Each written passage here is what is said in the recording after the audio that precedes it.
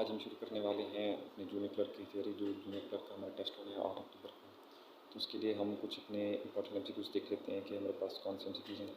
तो मैं इस तरह से डेली वीडियोज़ बनाता रहूँगा और हम डेली के जो है कुछ इंपॉर्टेंट एमसीक्यूज़ करेंगे। उसी तरह हमारी तैयारी हो जाएगी जूनियर क्लर्क का जो हमारा पेपर है 8 अक्टूबर को उसकी। तो उसके लिए हम सबसे पहले ये देख लेते हैं कि रीजनल ऑर्गेनाइजेशन हमारे पास एक है सार्क, तो वो कब बनी। जो सार्क है हमारे पास वो 8 दिसंबर 1985 को हमारे पास बनी थी। इसका हेडक्वार्टर जो है वो काठमांडू नेपाल में है। अच्छा, इसका जो पूछेगा वो पूछेगा कि करंट सेक्रेटरी जनरल कौन है। अच्छा, क्यों पूछेगा ये जो एमसीक्यूज़ है ये मैं आपको बता रहा हूँ या इम्पोर्टेंट क्यों है।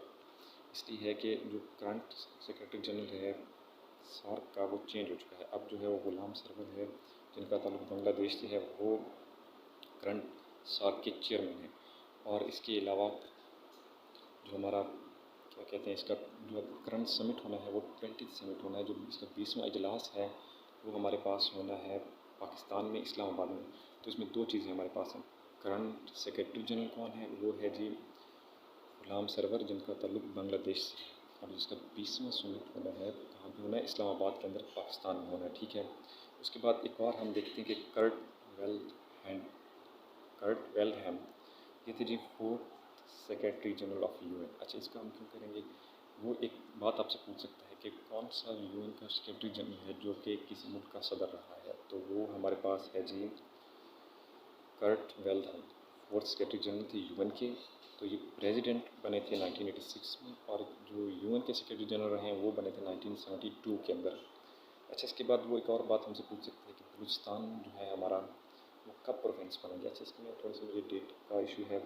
जो मैंने सर्च किया वो 13 मार्च है और कहीं पे 1 जून भी है। तो 1970 वो ईयर मोस्टली ईयर पूछता है, तो ईयर जो है वो कन्फर्म है जी 1970 के अंदर। अच्छा, एक और जो रिपीटेड एमसीक्यू है वो है जी ताजमहल कब बनना स्टार्ट हुआ। तो 1632 के अंदर इसकी जो कंस्ट्रक्शन है वो स्टार्टेड हुई थी और 1648 के अंदर कंप्लीट हुआ था। इसमें 20-22 साल लगे थे इसको कंप्लीट होने में। तो ईयर पूछ लेते कितने ईयर बने, कब स्टार्ट हुआ और ये कंप्लीट कब हुआ। ठीक है। उसके बाद हमारे पास जो है एक और चीज़ है रिवर्स के हवाले से दरमियान में अभी करंटली इजलास भी हुआ था इरसा का। इरसा क्या है, इंडस रिवर सिस्टम अथॉरिटी है या इंडस रिवर के हवाले से जो है उसमें कुछ इश्यूज़ थे कि भारत ने दरिया बना लिए थे। तो वो जी हमारे पास जो बना था वो May 22, 1992 22 मई 1992 को ये बना था। वो हमेशा डेट पूछता है कि किस डेट को ये बना था। ठीक है जी।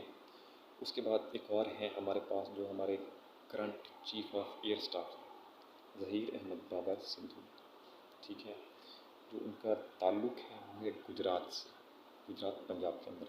उनके नाम है ज़हीर अहमद बाबर। ठीक है। और गुजरात से ताल्लुक़ है और 16th एयर चीफ है ये। अच्छा, ये हम इसलिए क्यों कर रहे हैं क्योंकि पीपीएस का जो क्वेश्चन है वो कभी कहीं से भी उठा सकता है, कभी किधर से भी क्वेश्चन दे सकता है। तो हमें इसलिए रेडी रहना है, प्रॉपरली हमें तैयार करना है। अच्छा, इसके हवाले से एक और है SCO, शंघाई कॉपरेशन ऑर्गेनाइजेशन। अच्छा, इसमें वो ईयर अब नहीं पूछेगा क्योंकि वो ईयर मोस्टली पूछता रहता है। तो वो जो क्वेश्चन करेगा आपसे वो इसमें ये है कि मेंबर कंट्रीज़ कितनी है इसकी। तो 9 मेंबर कंट्रीज़ हैं जिनके अंदर 4 ऑब्जर्वर स्टेट्स हैं और ये 2001 में बनी थी। ठीक है।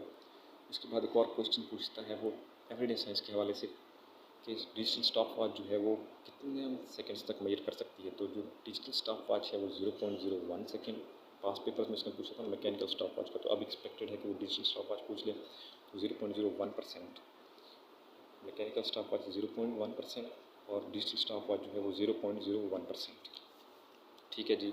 उसके बाद एक और हवा करंट अफेयर्स के हवाले से हमारा एक और क्वेश्चन आ सकता है कि पाकिस्तान ने इंडिया को वर्ल्ड कप में कब शिकस्त दी। तो पाकिस्तान ने जी इंडिया को पहली बार वर्ल्ड कप में शिकस्त दी है 24 अक्टूबर 2021 में। 2021 में जो वर्ल्ड T20 था और पाकिस्तान ने 10 विकेटों से जीता था, जिसमें रिजवान बाबर ने 50 बनाई थी, ओपनर आए थे। अच्छा, इसके बाद कुछ और वो मैथमेटिक्स में टर्म्स पूछ सकता है। फ्रीक्वेंसी क्या है। तो जो फ्रीक्वेंसी है हमारे पास वो है जी फ्रीक्वेंसी डिस्ट्रीब्यूशन को हम कैसे रिप्रेजेंट करते हैं। तो फ्रीक्वेंसी डिस्ट्रीब्यूशन को हम रिप्रेजेंट करते हैं हिस्टोग्राम के अंदर। मतलब इसके लिए टर्म होती है, स्पेसिफिक जो टर्म होती है वो हिस्टोग्राम होती है। हिस्टोग्राम क्या होती है, फ्रीक्वेंसी डिस्ट्रीब्यूशन। अच्छा, कार्टोग्राफी एक टर्म हमसे पूछते हैं कि कार्टोग्राफी क्या है जी, बताएं जी कार्टोग्राफी क्या है। तो कार्टोग्राफी जो है वो मैप मेकिंग को कहते हैं। मैप के अंदर horizontal lines, latitude lines, latitude line को कहते हैं, हॉरिजेंटल नॉर्थ से साउथ की तरफ होती हैं। अच्छा, वो पूछते हैं जी, एक और एवरीडे साइंस के हवाले से क्वेश्चन है जी, कि बताएं जी internal diameter of test tube का जो इंटरनल डायमीटर है तो वो हम कैसे मेजर करते हैं। तो जी वो हम मेजर करते हैं वार्नियर कैलिपर्स के ज़रिए। ठीक है, वार्नियर कैलिपर्स यूज़ करते हैं किसी भी टेस्ट ट्यूब का इंटरनल डायमीटर मालूम करने के लिए। उसके बाद हमारे पास सेल्स के हवाले से जो एवरीडे साइंस है उसमें क्वेश्चन है कि स्मूथ एंडोप्लाज्मिक रेटिकुलम में क्या बनता है। तो स्मूथ एंडोप्लाज्मिक SER जो हमारे पास है वो बनाते हैं लिपिड्स। स्मूथ एंडोप्लाज्मिक रेटिकुलम में लिपिड्स बनते हैं और जो प्रोटीन्स बनते हैं वो रफ एंडोप्लाज्मिक रेटिकुलम से बनते हैं। याद रहे, जो हमारे एंजाइम्स हैं वो प्रोटीन से बने होते हैं और प्रोटीन्स कहाँ बनते हैं, रफ एंडोप्लाज्मिक रेटिकुलम के अंदर। जैसे जो वर्ल्ड फूड ऑर्गेनाइजेशन है वो बनाई थी 1961 के अंदर। इसके हवाले से वो एक क्वेश्चन पूछता है कि किसने बनाई थी। तो जी 1960 के अंदर एक अमेरिका के सदर थे ड्वाइट एज़नहावर। एज़नहावर एक सदर थे अमेरिका की 1960 के अंदर, जिन्होंने पाकिस्तान का विज़िट भी किया था और उन्होंने 1961 के अंदर वर्ल्ड फूड ऑर्गेनाइजेशन के क़याम की तजवीज़ दी थी। अच्छा ये ठीक है। उसके बाद वो एक और क्वेश्चन इंपॉर्टेंट है कि सन स्पॉट्स किसने दरियाफ्त किए। तो वो गैलीलियो था। गैलीलियो ने सन स्पॉट्स डिस्कवर किए थे। उसके बाद सोलर इक्लिप्स और लूनर इक्लिप्स के हवाले से क्वेश्चन करता है। तो सोलर इक्लिप्स जो हमारे पास होता है, सोलर इक्लिप्स हमारे पास ये होता है कि मून जो है वो अर्थ और सन के दरमियान आ जाता है। ये हमारा मून और ये हमारा सन, दरमियान में क्या है, वो जो हमारा मून है वो इनके दरमियान में आ गया। अब मून दरमियान में आ गया, इधर सन इधर अर्थ। तो सोलर इक्लिप्स सोलर इक्लिप्स जो हमारे पास होता है तो मून आ जाता है कहाँ पे, अर्थ और सन के दरमियान। याद रखिएगा, सोलर इक्लिप्स के अंदर मून आ रहा है अर्थ और सन के दरमियान। इसके बाद लूनर इक्लिप्स क्या होता है। लूनर इक्लिप्स में अब ये और चीज़ है, लूनर इक्लिप्स जो होता है वो मून जो होता है वो अर्थ शेडो के अंदर आ जाता है। कहाँ पे, अर्थ शेडो के अंदर। तो आपने ये वर्ड याद रखना। अच्छा जी, एक और है कि बेंजामिन फ्रैंकलिन के हवाले से अक्सर क्वेश्चन आता है। बेंजामिन फ्रैंकलिन कौन है। तो बेंजामिन फ्रैंकलिन जो है हमारे पास वो है, आपने डॉलर देखा होगा अक्सर, डॉलर के ऊपर एक गंजे बंदे की तस्वीर होती है तो वो बैठा होता है, तो हमें नहीं पता होता कि कौन है। तो वो हैं जी बेंजामिन फ्रैंकलिन साहब। इन्होंने जो है बाईफोकल स्पेक्टिकल्स यानी दूरबीन और लाइटनिंग रॉड ईजाद किया था। और US जो फ्रीडम हिस्ट्री है USA की, तो उसमें भी इनका बड़ा किरदार है। 1970 के अंदर इनकी असैसिनेशन हुई थी, इनको कत्ल किया गया था।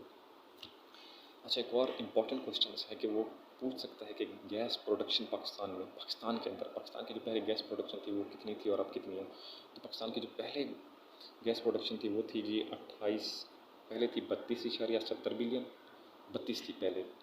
जो अब करंट हो गई है तो डाउनफॉल की वजह से तो वो अब 28 हो चुकी है, यानी 4 बिलियन रिजर्व हमारे गैस के गिर चुके हैं। ये काफ़ी अलमनाक बात है, और क्योंकि पाकिस्तान की जो मीशत हो, पाकिस्तान की हर चीज़ दिन ब दिन गिरती जा रही है। तो गैस प्रोडक्शन के हवाले से तो हम PPSC वाले हैं या लैट वाले हैं, तो हमारे पास तो स्टेटिस्टिकल डेटा हमसे पूछा जाता है। तो स्टेटिस्टिकल डेटा जी ये है कि 4 बिलियन रिजर्व्स गैस के गिर चुके हैं। अच्छा, उसके बाद एवरीडे साइंस के हवाले से ही हमारे कुछ क्वेश्चंस हैं कि जी हाइग्रोमीटर क्या होता है। तो हाइग्रोमीटर में हम यूज़ करते हैं कि जी हाइग्रोमीटर ह्यूमिडिटी। वीडियो का जो सिलसिला है वो थोड़ा सा रुक गया था, तो हम इसको दोबारा से शुरू कर रहे हैं कि हम एवरीडे साइंस डिस्कस कर रहे थे। एवरीडे साइंस जो है वो हमारी है कि हाइग्रोमीटर क्या होता है। हाइग्रोमीटर हमारे पास एक आला होता है जिससे हम ह्यूमिडिटी मेजर करते हैं कि हमारा जो इन्वायरमेंट है उसके अंदर कितनी ह्यूमिडिटी है। मोस्टली इन्वायरमेंटलिस्ट जो है वो इस टर्म को यूज़ करते हैं हाइग्रोमीटर ह्यूमिडिटी के लिए। H से हाइग्रोमीटर और H से ह्यूमिडिटी। तो आपने इस तरह याद करना है कि H से हाइग्रोमीटर और H से ह्यूमिडिटी। अच्छा, इसके बाद होता है बैरोमीटर किस लिए यूज़ होते हैं। तो ये 2-3 मीटर हैं तो ये इसलिए यूज़ होते हैं। बैरोमीटर किस लिए होता है जी, बैरोमीटर इसलिए होता है कि आप एयर प्रेशर को मेजर कर सकते हैं। किस तरह से, मतलब एयर प्रेशर को आप किस तरह मेजर कर सकते हैं, बैरोमीटर के जरिए। तो या तो आपको बैरोमीटर देगा या आपसे पूछेगा कि एयर प्रेशर आप किस तरह मेजर कर सकते हैं। उसके बाद आपसे वो पूछेगा कि जी कैमरा कौन सा लेंस यूज़ करता है, कन्वेक्स करता है या कनकेव करता है। तो जो कैमरा हमारे पास होता है कन्वेक्स लेंस यूज़ करता है हमारे पास कैमरा। अच्छा, इसके बाद एक और इन्वायरमेंट के हवाले से एक और क्वेश्चन आ सकता है जी, पेरिस क्लाइमेट एग्रीमेंट कब हुआ। तो पेरिस क्लाइमेट एग्रीमेंट 2015 में हुआ, लेकिन एक और इम्पोर्टेंट बात मैं इसमें आपको बता रहा हूँ कि इसको कितनी कंट्रीज़ ने अडॉप्ट किया था। तो पेरिस क्लाइमेट एग्रीमेंट 2015 में